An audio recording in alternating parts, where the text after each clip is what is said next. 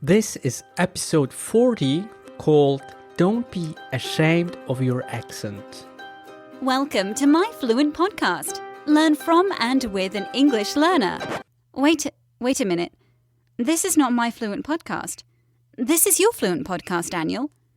This title doesn't add up. Daniel? I just came back from a little walk on this beautiful day and I took the chance to combine sports with learning English. Essentially, I listened to a podcast while walking up and down the hills.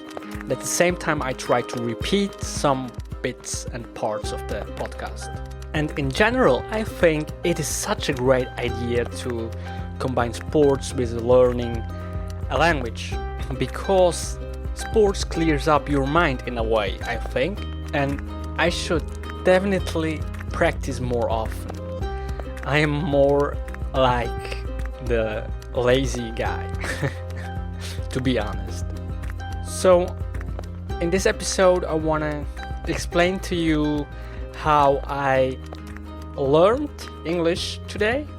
Besides of that, I want to talk about being ashamed of when it comes to speaking in your own language or in a foreign language. So first off, I want to mention that this episode is not only for you, my dear listeners, but also for me, myself, because I am also struggling with this issue quite a bit, because oftentimes I think my dialect is kind of bizarre or my accent is very thick or strong, and I'm beating myself up quite a bit, to be honest. And for those of you who struggle as well when it comes to this topic, we just shouldn't be bothering about that. And the problem is, I think that we got stuck. For instance, we don't want to talk, or we are afraid of speaking up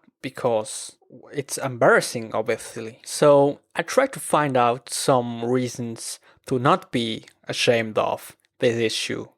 And I want to show you an excerpt here from Luke's English podcast, which is particularly for French speakers.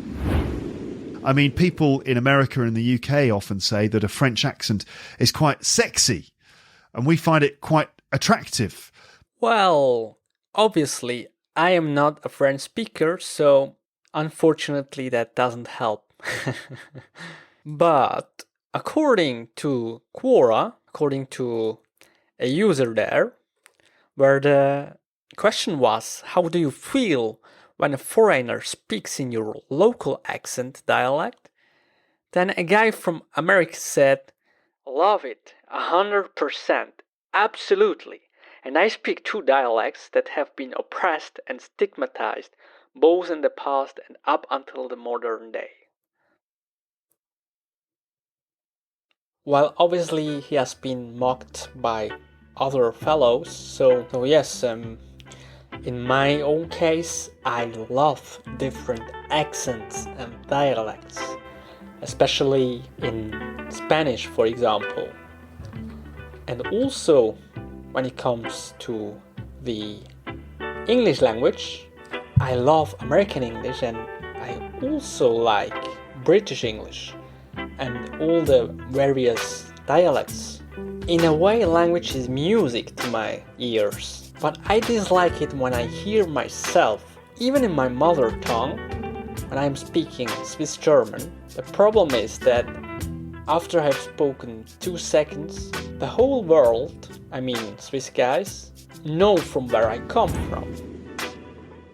So the main thing is, can we understand you?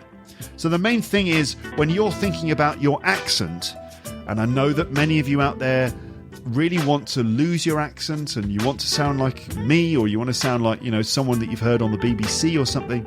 The main thing is, right, can we understand you? Can we understand exactly what you want to say?